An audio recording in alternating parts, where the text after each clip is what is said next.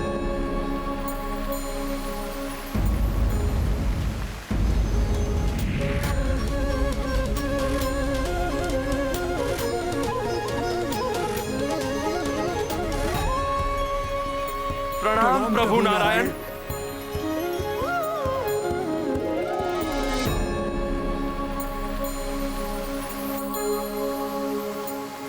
अत्यंत विचित्र बात है।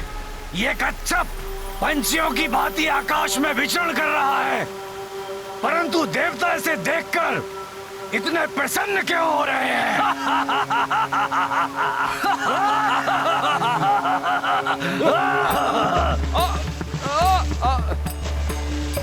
देखो, इस पर्वत की भांति इन देवताओं की पुनः बल प्राप्ति की आशाएं भी डूब रही हैं।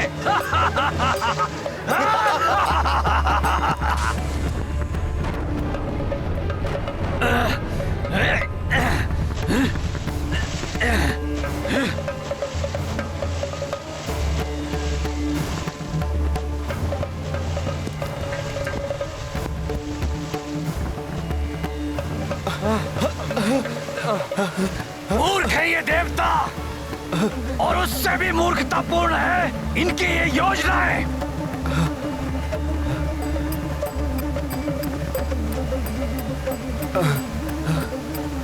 हे चराचर जगत के स्वामी, दिव्य कुर्म स्वरूप प्रभु नारायण, मंदराचल पर्वत को जलमग्न होने से रोकिए। हम समस्त देवता आपसे विनती करते हैं। मंदरा रसातल डूबत जाई, देव असुर सब जल में समाई। सूर तब हरि अरज लगाए, कूर्म रूप धरि विष्णु आए। भीम काय किए जब आकारा, पाए मंदरा चल आधारा। जब हूँ जगत पर संकट आवे, तब हूँ भगवंता ही बचावे।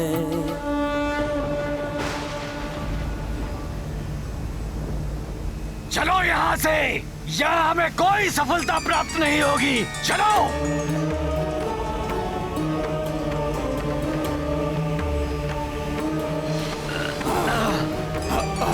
चलो।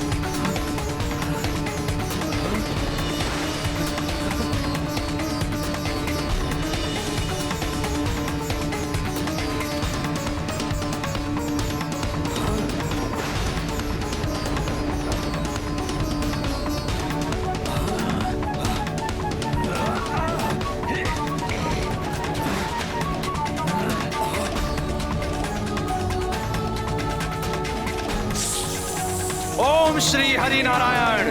ओम श्री हरि नारायण। जय जय श्री प्रभु हरि नारायण। जय जय श्री हरि नारायण। ओम श्री हरि नारायण।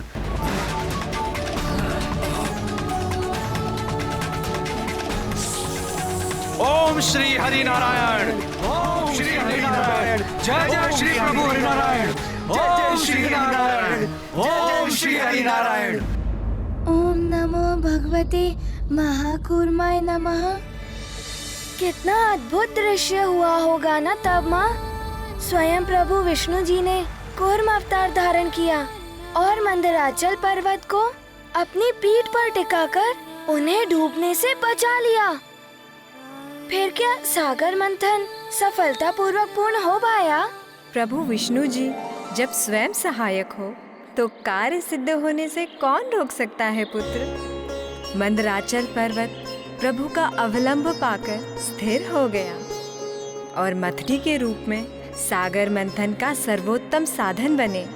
अच्छा माता, तब तो सागर मंथन प्रारंभ होने के कुछ ही समय उपरांत अमृत भी प्राप्त हो गया होगा ना? पुत्र हनुमान, ये मंथन हमारे जीवन के विभिन्न पड़ाव में हमारे अंतर्मन में होने वाले मंथन के समान था। अंतर्मन अर्थात हमारा मन। हमारे मन में भी मंथन होता है माता? हाँ पुत्र, नागराज वासुकी रूपी हमारी इच्छाएं सागर मंथन के देवताओं और दानवों के समान है। हमारे मन में बसी अच्छाइयों और बुराइयों के बीच झूलती रहती है और मन की गहराई में छुपे अनेक विचारों और भावनाओं को ऊपर ले आती है। सर्वप्रथम उत्पन्न अशुभ विचारों को त्यागने से हमारे मन में अमृत रूपी पवित्र विचार शेष रहते हैं, जो हमें जीवन में आत्मिक शांति और परम संतोष देते हैं। इसका अर्थ है सागर मंथन में सर्वप्रथम अशुभ एवं हानिकारक वस्तुएं प्रकट हुई। हाँ, इतनी भयंकर वस्तु पुत्र जो समस्त संसार का विनाश कर सकती है।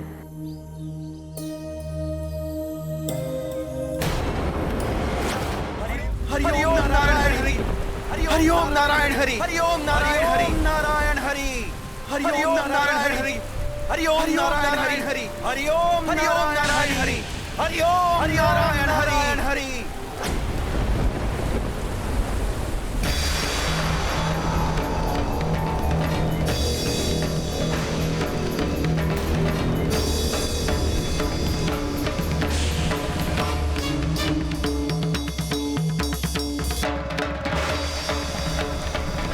ये क्या है जो संकटमयी काले मेघों का रूप लेकर हमें लील कर रही है? संपूर्ण वातावरण विषाक्त हो गया है इससे।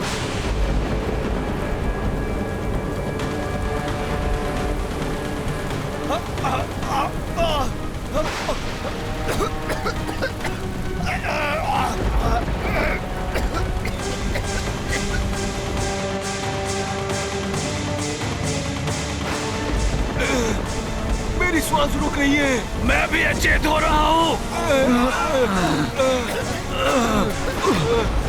इस विषैले द्रव्य और उससे चलित वाष्प के प्रवाह को रोकने के लिए हमें समुद्र मंथन रोकना होगा। रुक जाओ।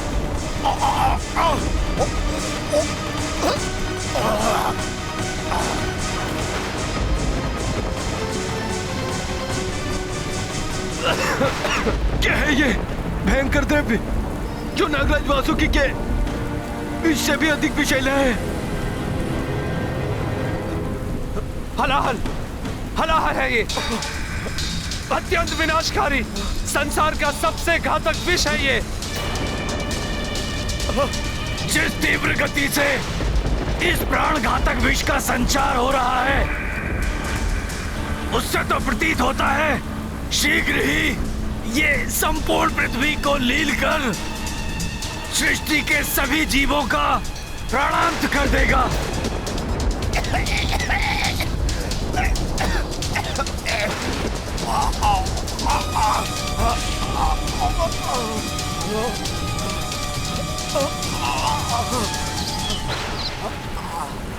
यह विष हमारे साथ साथ समस्त सृष्टि को नष्ट कर दे, इसके पूर्व ही हमें इसके विस्तार को रोकने के लिए कोई उपाय करना होगा।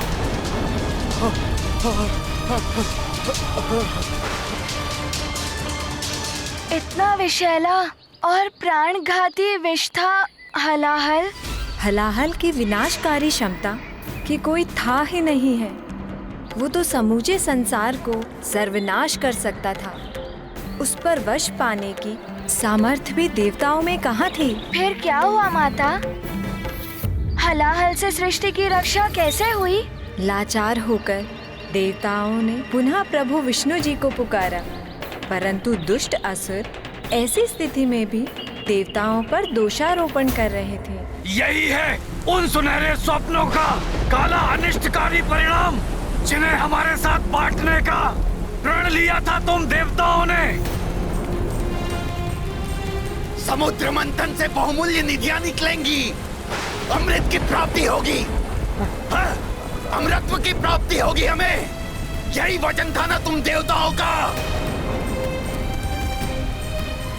किंतु ये तो मृत्यु रूपी हलाहल उत्पन्न हुआ है।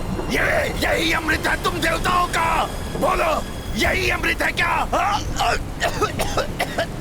हे प्रभु नारायण, संसार पर विनाशकारी घोर अंधकार छा रहा है। अब आप ही आसरा है। अन्यथा ये संसार नष्ट हो जाएगा। अमृत की लालसा में हम संसार से कलंकित नहीं हो सकते प्रभु। ऐसे घोर अनर्थ का कारण बनने से हम देवताओं का बचाव कीजिए प्रभु। बचाव कीजिए, बचाव कीजिए, बचाव कीजिए हमारा प्रभु। प्रभु हमारा बचाव कीजिए। इस समूचे ब्रह्मांड में एकमात्र महादेव शिव ही इस प्राण घातक हलाहल को निष्प्रभाव करने का सामर्थ्य रखते हैं। हे महादेव, हे भोले बाबा, हम पर कृपा कीजिए प्रभु। इस महासंकट से मुक्ति दिलाइए प्रभु।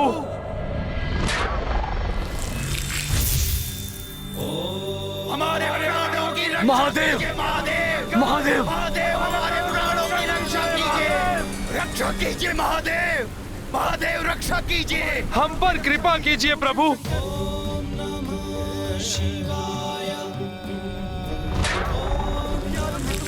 हम दुखियारों के दुख हरिए भोले बाबा, हम दुखियारों के दुख हरिए भोले बाबा। हमारी रक्षा कीजिए महादेव, हमें बचाइए प्रभु। हमें प्राण दान दीजिए भोलेनाथ। भोले बाबा, हम निरीह प्राणियों की रक्षा कीजिए। इसका अर्थ है हलाहल के प्रकोप से समस्त संसार पर ऐसा संकट आ गया था जिसका निवारण मात्र भोले बाबा ही कर सकते थे। हनुमान को ज्ञात है फिर क्या हुआ होगा। जग के संकट हरने के लिए सदैव भोले बाबा तत्पर रहते हैं। भोले बाबा बिना विचार किए तत्काल जगत की रक्षा के कार्य में जुट गए होंगे। बताइए ना माता, ऐसा ही हुआ था ना? भोले बाबा शीघ्र ही अपने ध्यान से बाहर आ गए थे ना? कीजिए प्रभु, बस आप ही का आसरा है।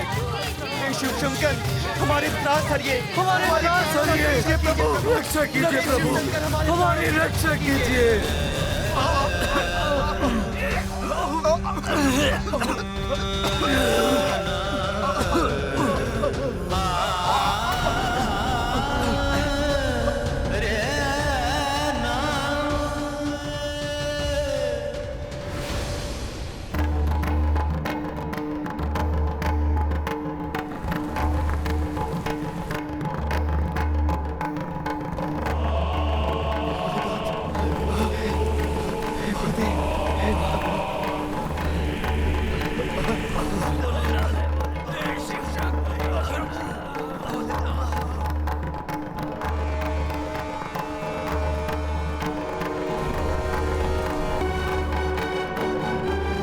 स्वामी, ये आप क्या करने जा रहे हैं प्रभु? वही जो जगत के हित का एकमात्र और सर्वश्रेष्ठ उपाय है। संसार में व्याप्त इस समूचे हलाहल का पान करना होगा मुझे। हलाहल का पान? नहीं नाथ, इस हलाहल से तो आपके जीवन का राज भी संभव है। मैं ऐसा करने की अनुमति नहीं दूंगी प्रभु। प्रभु, मैं किसी भी अवस्था में आपको हलाहल का पान नहीं करने दूंगी नाथ। परंतु देवी, जगत पिता हूं मैं। इस हलाहल रूपी विनाशकारी संकट से द्रवित संसार की रक्षा करना मेरा परम कर्तव्य है। तो मैं करूंगी उस हलाहल का पान।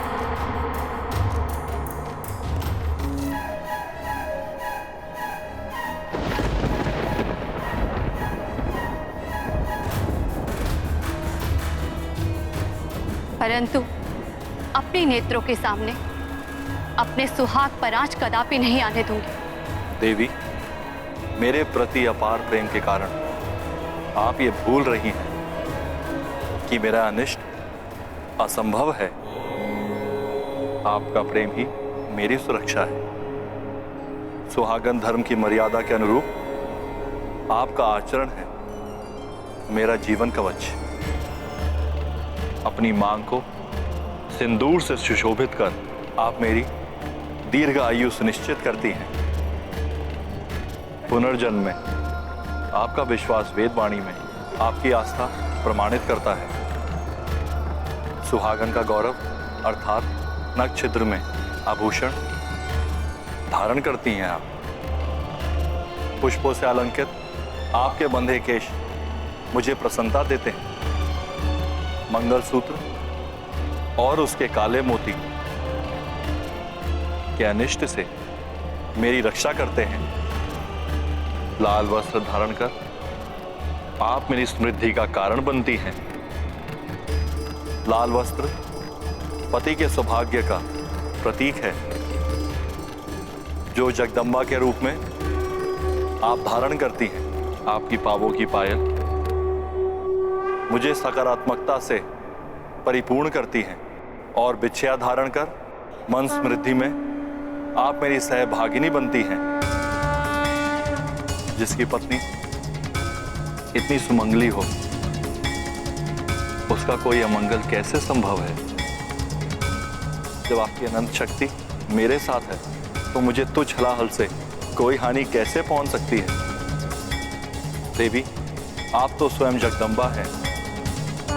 समस्त चराचर जीवों की माता हैं आप।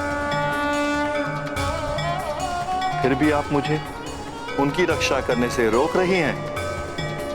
देवी, किसी भी अनर्थ का संदेह अपने हृदय से निकाल दीजिए। मैं तो अजन्मा हूं, तो फिर मेरी मृत्यु कैसे हो सकती है? विनती करती हूँ स्वामी, मृत्यु जैसे अशुभ वचन अपने मुख से मत निकालिए।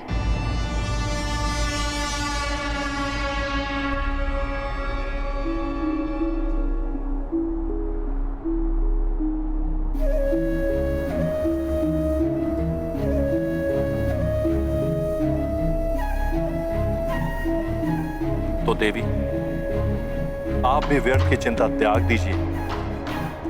भयंकर अनर्थ हो उसके पूर्व ही हमें अपनी संतानों और संसार के सभी जीवों की रक्षा करनी चाहिए।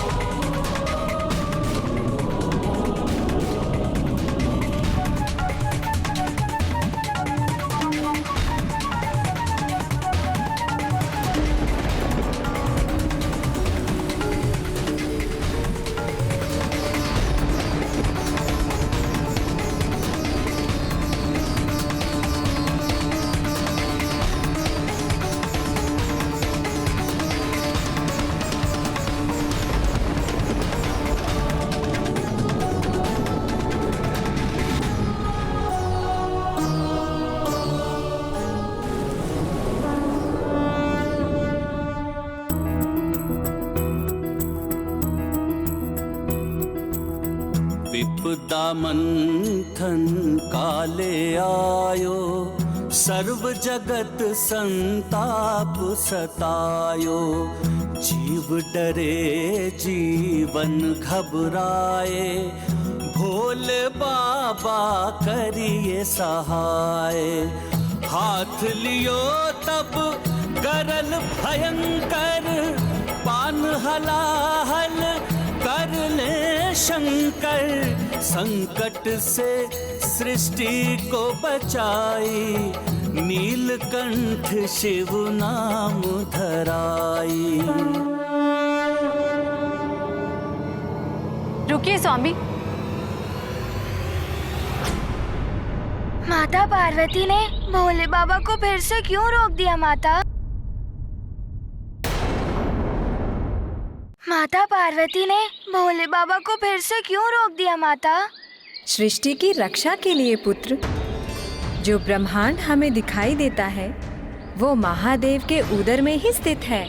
इसीलिए हम कहते हैं कि सृष्टि के कण कण में शिव है। यदि हलाहल भगवान शिव के कंठ से नीचे उतरकर उनके उदर तक पहुंच जाता तो जगत का संहार हो जाता पुत्र। इसका अर्थ है हलाहल अभी तक भोले बाबा के कंठ में है। हाँ पुत्र, जगत कल्याण के लिए अनंत काल तक अपने कंठ में हलाहल को समाहित रखने की इस अद्भुत लीला के कारण ही महादेव को नीलकंठ भी कहा जाता है।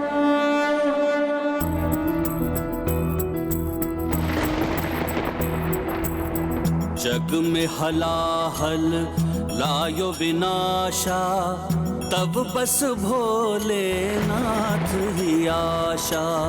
जय जय जय शिव शंभो देवा, विष पियो नीलकंठ कहेवा।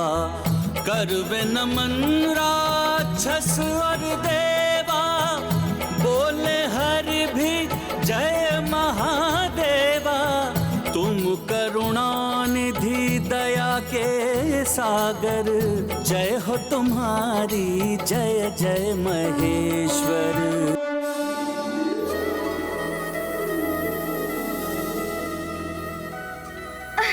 हे प्रभु,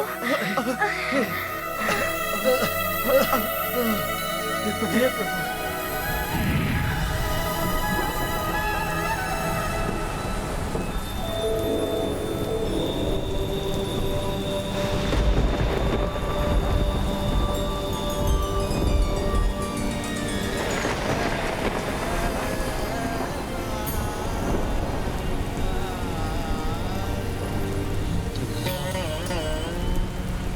आपकी महिमा अपरंपार है महादेव। अत्यंत विषैले हलाहल को अपने कंठ में समाकर आपने समूची सृष्टि का उद्धार किया है। हे नीलकंठ महादेव, आपकी जय हो। हाँ महादेव, आपकी जय हो। जय हो महादेव, जय हो।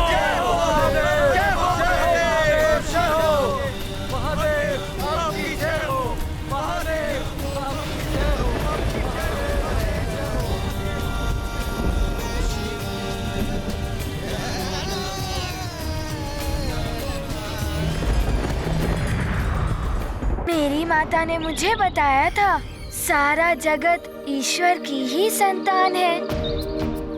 ईश्वर सदैव अपने पुत्र का कष्ट हरने के लिए दुख सहन करते हैं।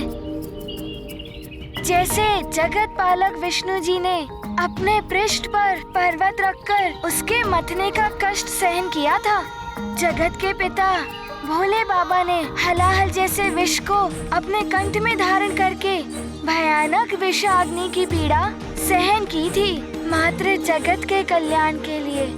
हाँ पुत्र, देव, दानव, मानव, समस्त चराचर प्राणी ईश्वर की ही संतान है। अपनी संतान का पालन करना और उनकी रक्षा करने का कार्य ईश्वर को ही करना होता है। हनुमान, तुम ये बताओ, भगवान शिव के नीलकंठ की लीला से तुम्हें क्या शिक्षा मिली? यदि कोई वस्तु जो जगत के लिए हानिकारक हो, जैसे वो हलाहल विष, उसे किसी एक स्थान पर सीमित करके रख देना चाहिए माता। हाँ हनुमान, इसीलिए भगवान भोलेनाथ ने महाविनाशक हलाहल विष को अपने कंठ में धारण किया। माता, भोलेनाथ ने हलाहल की समस्या का तो हल कर दिया, किंतु उसके पश्चात अवश्य ही अमृत निकला होगा समुद्र मंथन से। नहीं हनुमान, अमृत निकलने से पूर्व कई बहुमूल्य वस्तुएं निकली समुद्र के गर्भ से। सबसे पहले कुछ बहुमूल्य रत्न एवं मणियां आदि निकली, जिसे देवताओं और असुरों ने आपस में ही बांट लिया और तब समुद्र के गर्भ से उत्सर्जन हुआ सबकी इच्छा अनुसार वस्तुएं प्रदान करने वाली दिव्य कामधेनु गौ माता का।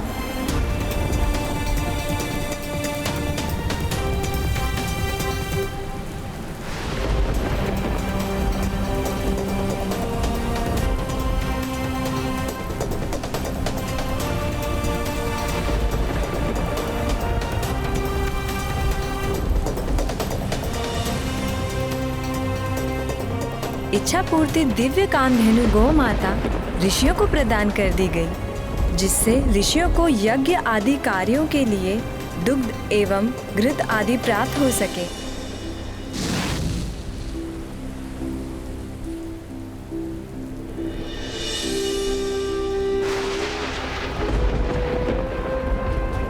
हरि ओम नारायण हरि।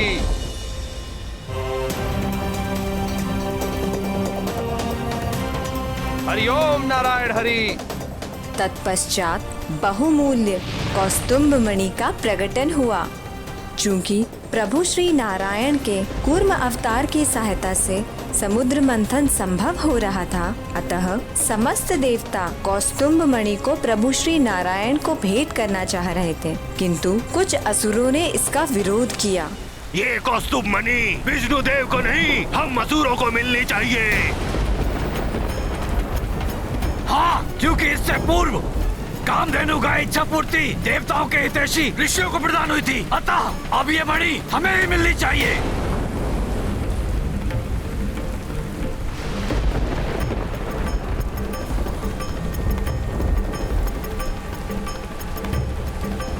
नहीं असुरों,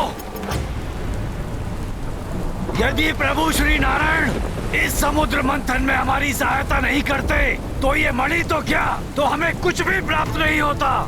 अतः ये मणि नारायण को भेंट करना ही सर्वथा उचित होगा।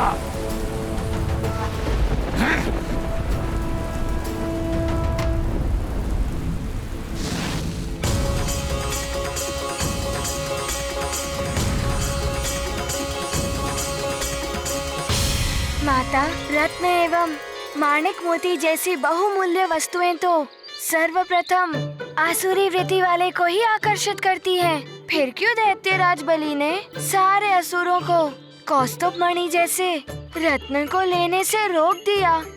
अवश्य ही उनके मन में कोई गुप्त योजना होगी। तुम्हारा अनुमान सत्य है हनुमान।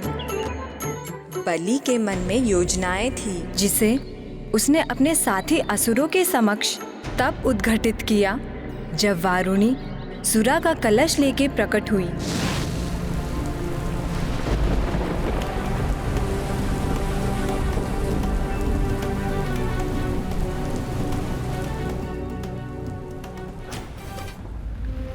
हरि ओम नारायण हरि।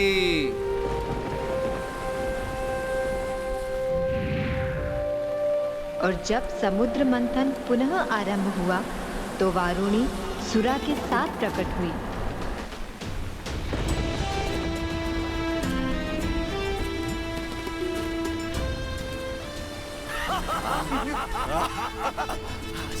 ये सुरा हमें ही मिलनी चाहिए। हमें मिलनी चाहिए। हमें मिलनी चाहिए। हमें मिलनी चाहिए।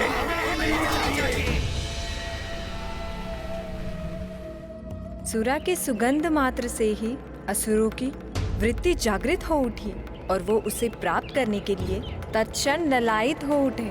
माता, सुरा अर्थात मदिरा?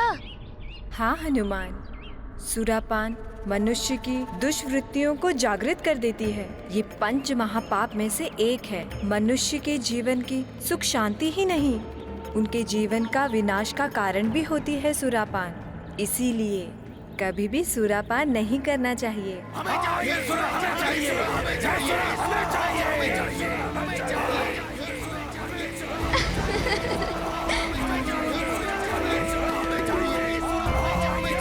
नहीं असुरों, शांत। ये सुरा हमारा लक्ष्य नहीं है। नहीं दैत्यराज बलि, ये समुद्र मंथन से क्लांत हमारी देह को स्फूर्ति से भर देगी। हाँ हाँ असुरों, ये आप लीजिए।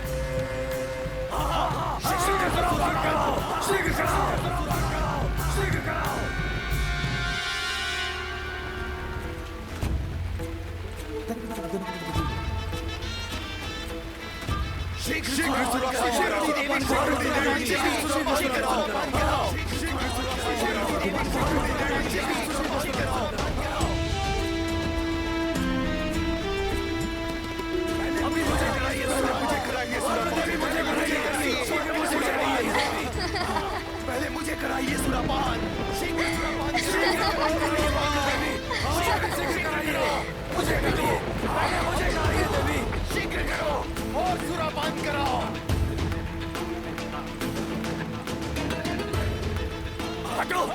मुझे करने दो, मेरा सुरापान नहीं करूंगा।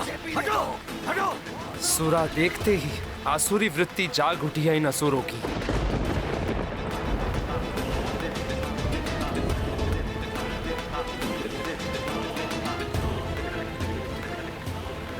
बस, बहुत हो गया।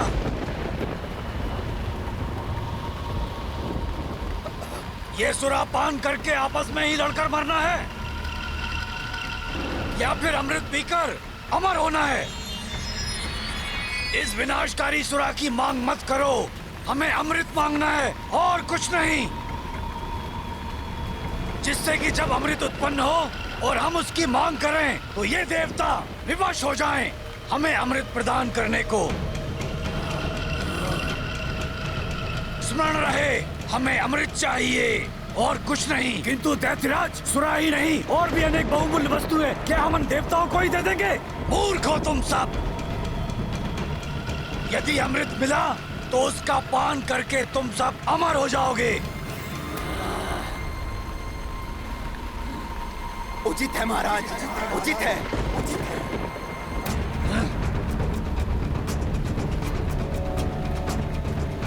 आरंभ किया जाए।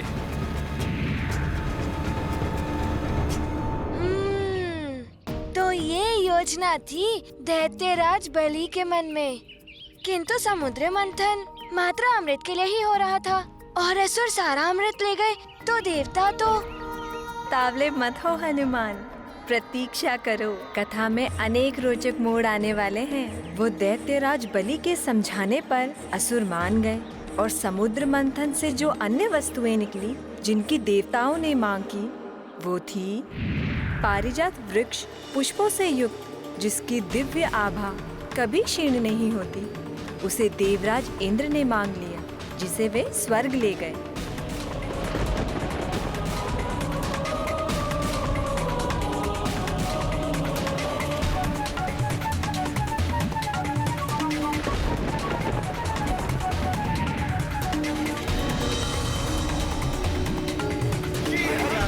हरिओम नारायण हरि।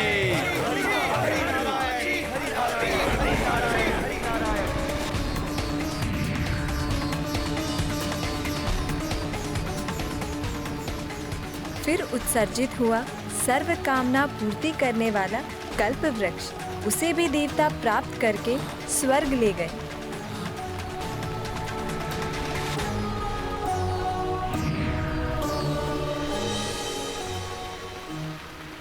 तत्पश्चात सुंदर अप्सराएं प्रकट हुई। असुरों का मन तो ललचाया, किंतु दैत्यराज बलि की बात को स्मरण करके वे पीछे हट गए। इस प्रकार अप्सराएं भी देवताओं को प्राप्त हो गईं।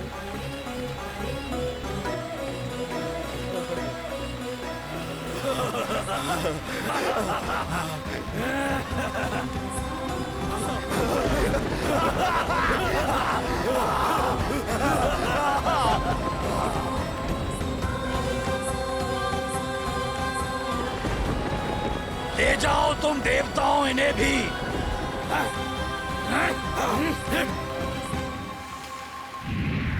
आरंभ किया जाए। अप्सराओं के पश्चात इंद्रदेव का ऐरावत हाथी निकला, जिसे ऋषि दुर्वासा के श्राप के कारण इंद्रदेव ने खो दिया था। वो पुनः इंद्रदेव को प्राप्त होकर स्वर्ग चला गया।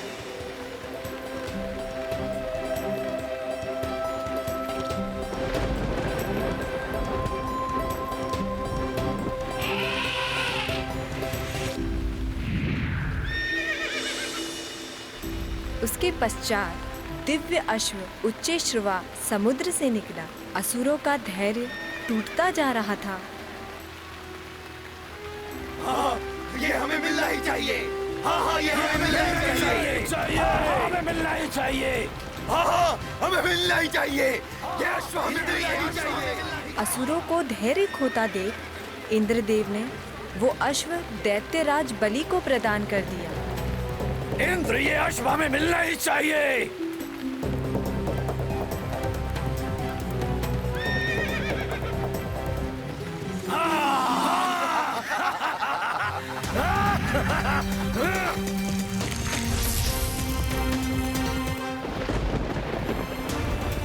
आरंभ करो।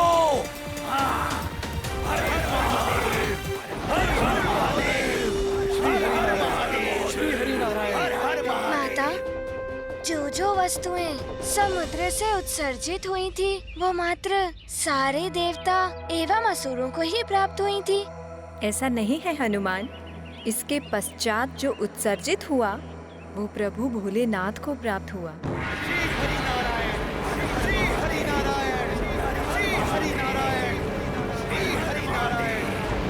हरि ओम नारायण हरि।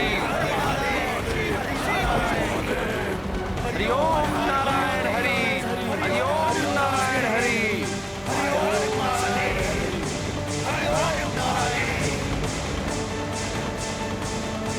हरि ओम नारायण हरि। दैत्यराज बलि, अकस्मात ही इतने घनघोर मेघ गिर आए हैं। देवराज, समुद्र में ऊंची ऊंची लहरें उठ रही हैं। न जाने क्या होने वाला है।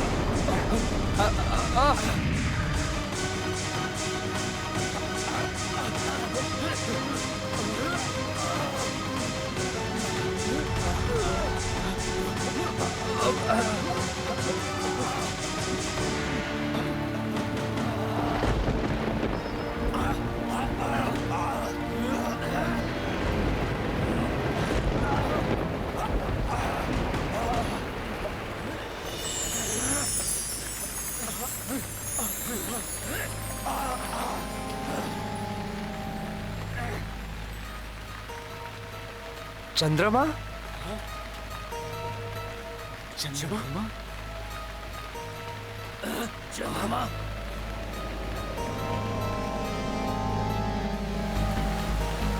ये समुद्र में ऊंची उठती लहरें चंद्रमा की गुरुत्वाकर्षण शक्ति का प्रभाव है दैत्यराज बलि। देवराज, लहरें कितनी भी ऊंची हो, हम समुद्र मंथन नहीं रोकेंगे। चंद्रमा के स्थित रहने से लहरों की भीषणता बढ़ती जा रही है। समुद्र मंथन असंभव है दैत्यराज।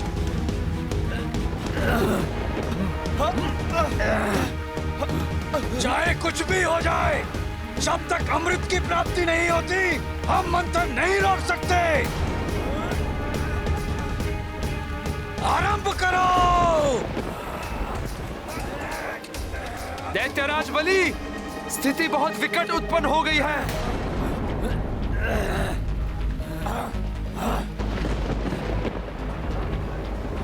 देवों और असुरों को समझ में नहीं आ रहा था कि अब क्या होगा।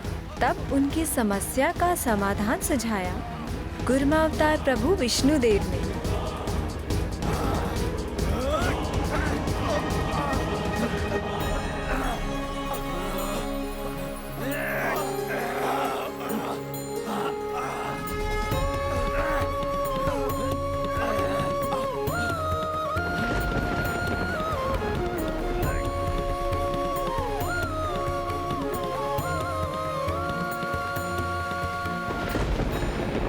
रक्षा कीजिए महादेव, हमारी रक्षा कीजिए।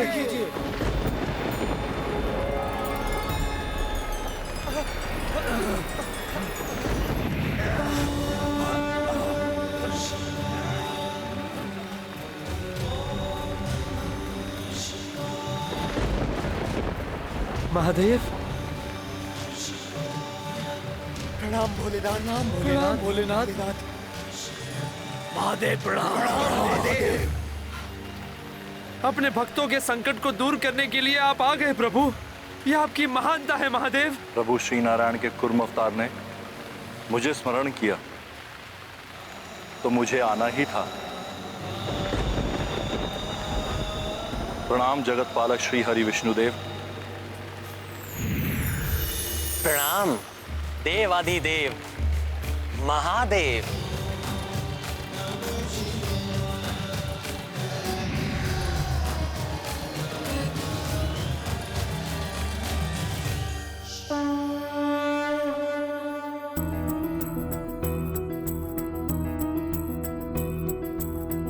चंद्र गुरुत्वा ज्वार उठायो, मंथन काज पे संकट छायो। तब हुकुरमा युक्ति लगाई, भोले टारो विपत्ति आई। चंद्र जटा में धारे शंभु, खुल गए मेघ विनय हुआ अम्बु।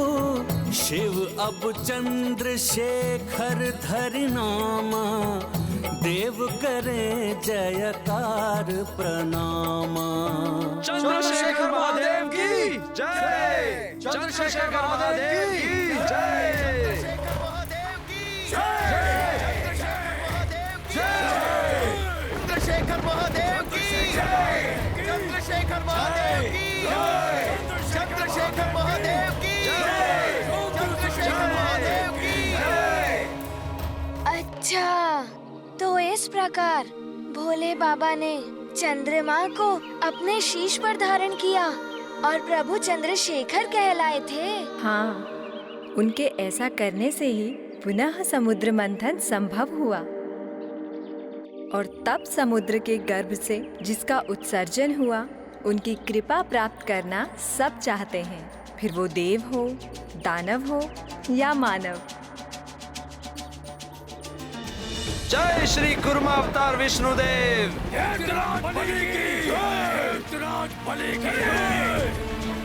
हरि ओम नारायण हरि।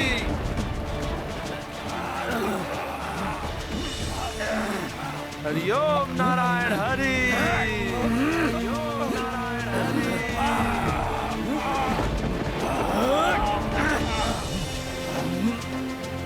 हरि ओम नारायण हरि, हरि ओम नारायण हरि, ओम नारायण हरि, नारायण हरि, नारायण हरि।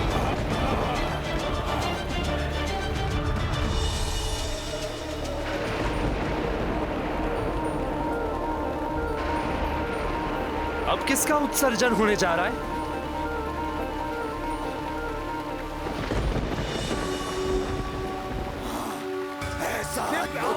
ये सुंदरी तो हमें मिलनी चाहिए, ये सुंदरी तो हमें मिलनी ही चाहिए। हाँ, ये सुंदरी तो हमें मिलनी ही चाहिए।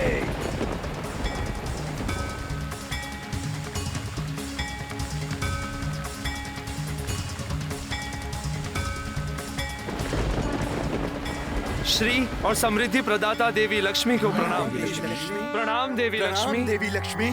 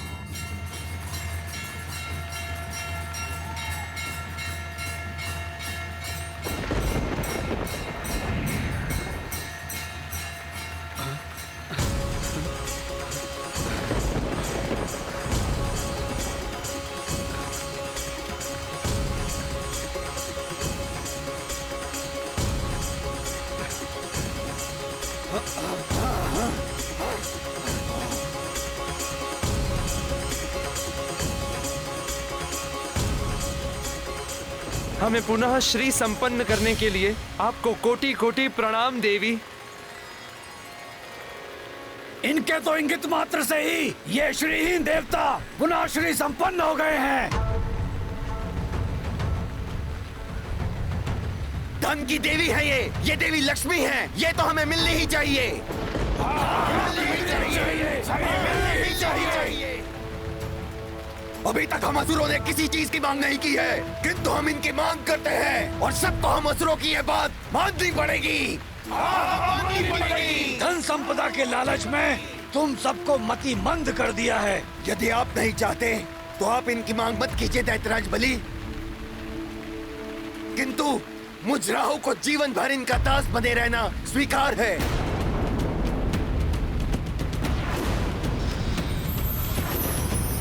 नहीं राहु, मैं तो विवाह करूंगा इससे, पटरानी बनाऊंगा इसे। बस दैत्यराज बलि, अपने असुरों को बता दीजिए कि ये देवी लक्ष्मी है, प्रभु श्री नारायण की अर्धांगिनी। इनके प्रति सम्मानजनक व्यवहार की अपेक्षा है हमें। ये कोई भी हो, परंतु हमारे परिश्रम से इनका आविर्भाव हुआ है। हमें मिलना ही चाहिए। मिलना ही चाहिए, करेंगे, कोई अन्य नहीं। हम ऐसा नहीं होने देंगे। जैसा करने का प्रयास भी करेगा उसका अंत कर देंगे हम। आगे बढ़ने का प्रयास मत करो, अन्यथा परिणाम भयंकर होगा। हट जाओ। विनाश कर देंगे, हम ही प्राप्त करेंगे। आगे बढ़ने का प्रयास मत करो, अन्यथा परिणाम भयंकर होगा। माता लक्ष्मी जी के प्रति ऐसी दुर्भावना कैसे उत्पन्न हो गई असुरों के मन में? यही है असुरी वृत्ति पुत्र हनुमान। जिनके मन दूषित होते हैं उन्हें मात्र अपना स्वार्थ दिखाई देता है। वो ये भी नहीं समझते कि कौन माँ, बहन, पुत्री समान है। ऐसी वृत्ति वाले मनुष्य स्वयं ही अपने विनाश का मार्ग खोल देते हैं।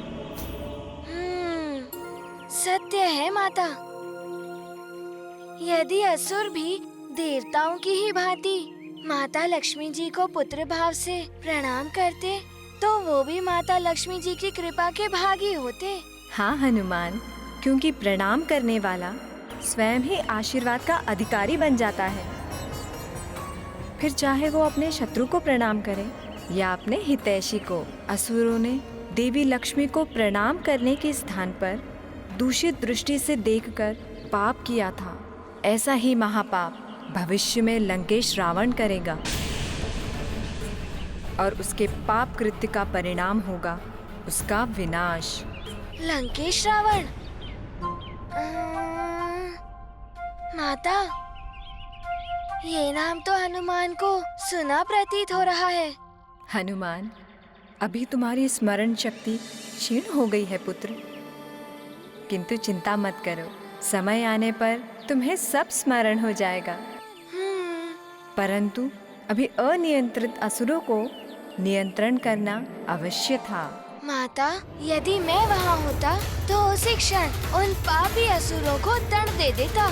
तनिक सा भी ये नहीं सोचता कि उन मायावी असुरों के समक्ष हनुमान एक साधारण वानर बालक है। तुम्हारी भावना में समझती हूँ पुत्र। विधि का विधान है, जैसी करनी वैसी भरनी। पाप कर्म का दंड सबको किसी न किसी रूप में भोगना ही पड़ता है, किंतु ईश्वर पापी को तभी दंडित करते हैं जब उसके पापों का घड़ा भर जाता है। इसीलिए देवी लक्ष्मी जी शांत रही। उन्हें प्रतीक्षा थी मात्र अपने स्वामी प्रभु श्री नारायण की। देवी लक्ष्मी हमारी है और हम इन्हें प्राप्त कर ही रहेंगे। अगर इनके लिए युद्ध भी करना पड़े तो हम पीछे नहीं हटेंगे। नहीं हटेंगे। अपने विनाश को आमंत्रण मत दो असुरों, अन्यथा तुम सबको भुगतना होगा। देवराज इंद्र, दैत्यराज बलि के होते हुए असुरों का कोई अहित नहीं कर सकता।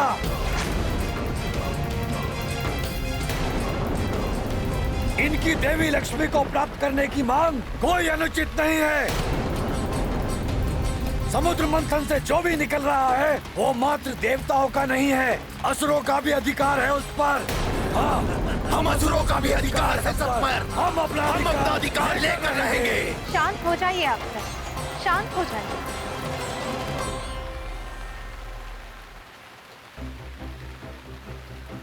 कन्या कोई भेंट की वस्तु नहीं है जिस पर कोई भी अपना अधिकार जताने लगे।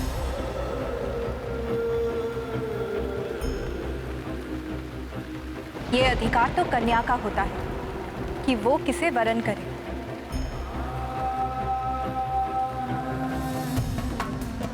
आप असुर मेरा वरण करना चाहते हैं, किंतु ये सत्य सर्वविदित है कि मैं श्री हरि विष्णु देव की अर्धांगिनी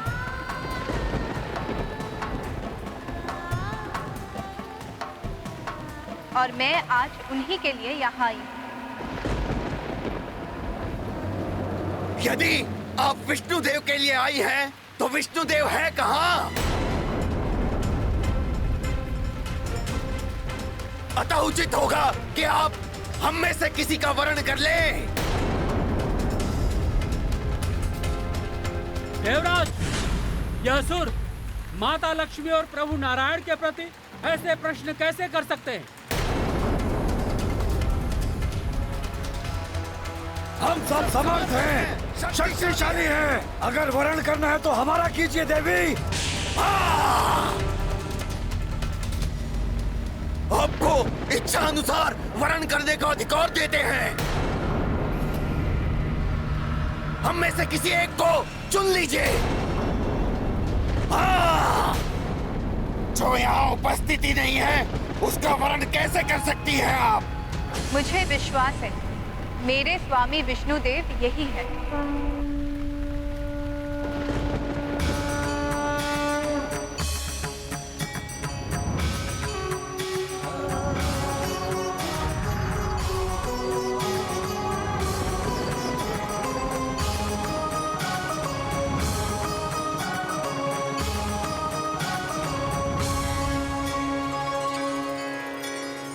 किंतु यहाँ विष्णुदेव है कहाँ? हाँ, होते तो हमें दिखाई देते, परंतु यहाँ तो मात्र कुर्म है जिसे सभी देवता विष्णु का अवतार मान रहे हैं।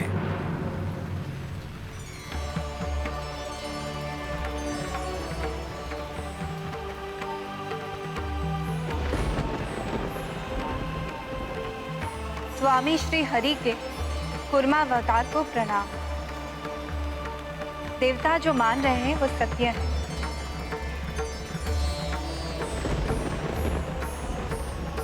इनकी उपस्थिति का अर्थ है कि मेरे स्वामी श्री हरि विष्णुदेव यही उपस्थित है। तो क्या आप हम महाबली असुरों को छोड़कर इस कुर्म अवतार विष्णु का वर्ण करेंगी? बताइए।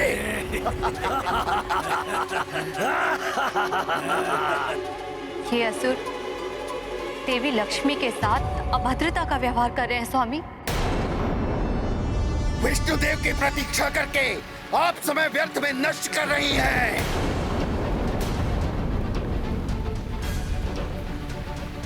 आपके समक्ष एक से बढ़कर एक महाबली योद्धा महा ऐश्वर्यशाली असुर उपस्थित हैं। वर्ण कर लीजिए किसी भी असुर का। स्वामी, ये कैसी परीक्षा ले रहे हैं आप मेरी? ये प्रतीक्षा की घड़ियां असह्य होती जा रही है। मैं यहाँ आ गई हूँ, अब आप भी आ जाइए। श्री हरि नारायण।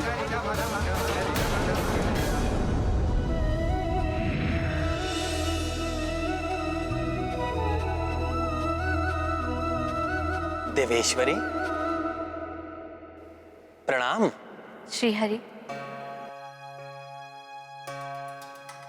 आप अचानक यहाँ?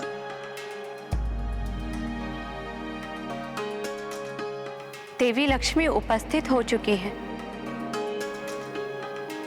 फिर आप उन्हें इतनी प्रतीक्षा क्यों करा रहे हैं? उन्होंने भी तो मुझे बहुत प्रतीक्षा कराई है देवेश्वरी। श्री हरि, ये बालकों की भांति हट है आपका या कोई लीला? आप जो चाहे समझ लीजिए देवी। अच्छा, तो एक बहन के हट से आपका परिचय नहीं हुआ है? आपको स्मरण है ना, मेरे विवाह में भ्राता की सभी रीतियां आपने निभाई थी। तो ये आपकी बहन पार्वती आपको हठात भी देवी लक्ष्मी के समक्ष ले जा सकती है। तो आप चल रहे हैं भ्राता विष्णुदेव, या मैं? अच्छा अच्छा, चलता हूं। सत्य तो यह है कि मैं अपनी बहन देवेश्वरी की ही प्रतीक्षा कर रहा था। बिना बहन के भाई कैसे जा सकता है विवाह के लिए?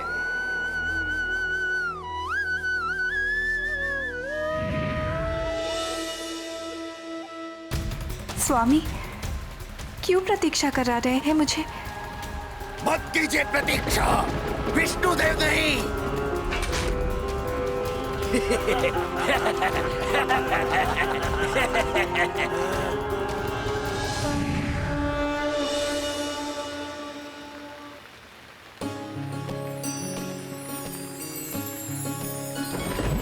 प्रभु, मेरे स्वामी प्रणाम।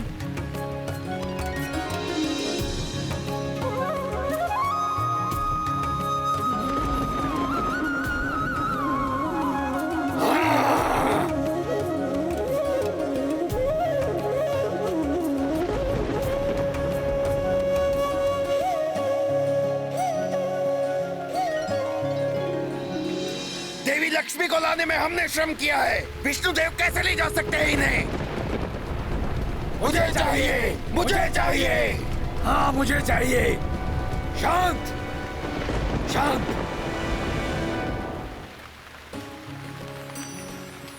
क्या हुआ? कहाँ खो गई बहन लक्ष्मी? आपके स्वामी आपके समक्ष हैं।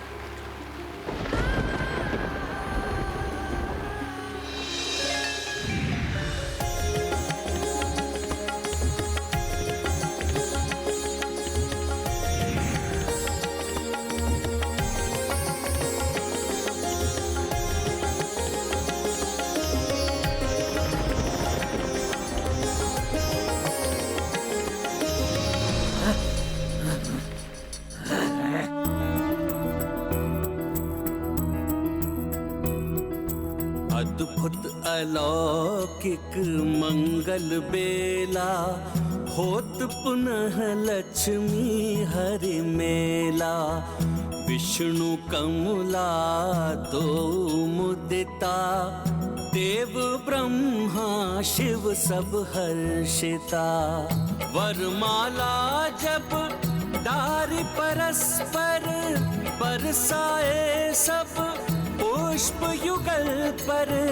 व्यापत है कण कण में उल्लासा, आई पुनः करवे श्रीवासा।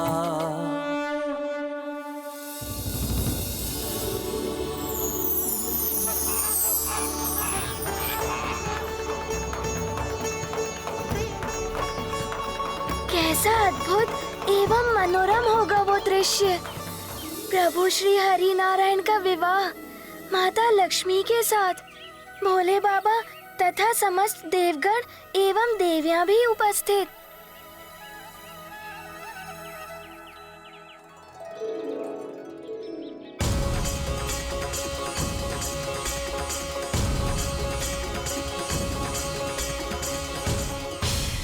माता, कितने भाग्यशाली होंगे वो जो इस सुनहरे पल के साक्षी होंगे। माता, कितना असीम आनंद का सुख प्राप्त हुआ होगा जब माता पार्वती जी ने अपने भ्राता श्री हरि नारायण एवं माता लक्ष्मी जी का मिलन करवाया होगा। सत्य हनुमान, बिछड़े परिजनों को मिलाने के आनंद की तो कोई कल्पना ही नहीं होती। ऐसे मिलन के परम आनंद का अनुभव तुम्हें भी होगा हनुमान, जब भविष्य में तुम भी इनका मिलन कराओगे। फिर क्या हुआ माता? देवी लक्ष्मी के आने से देवता पुनः श्री संपन्न होकर नई ऊर्जा से भर उठे। पुनः सागर मंथन तीव्र गति से प्रारंभ हो गया। फिर वो क्षण आ ही गया जिसकी प्रतीक्षा देव एवं दानव दोनों समुदाय बड़ी व्यग्रता से कर रहे थे।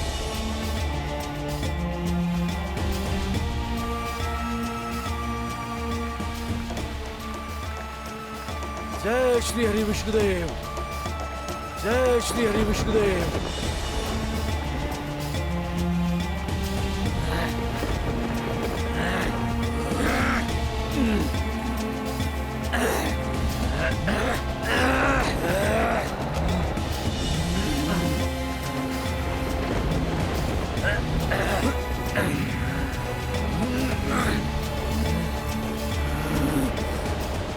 धन्वंतरी देव आयुर्वेद के साथ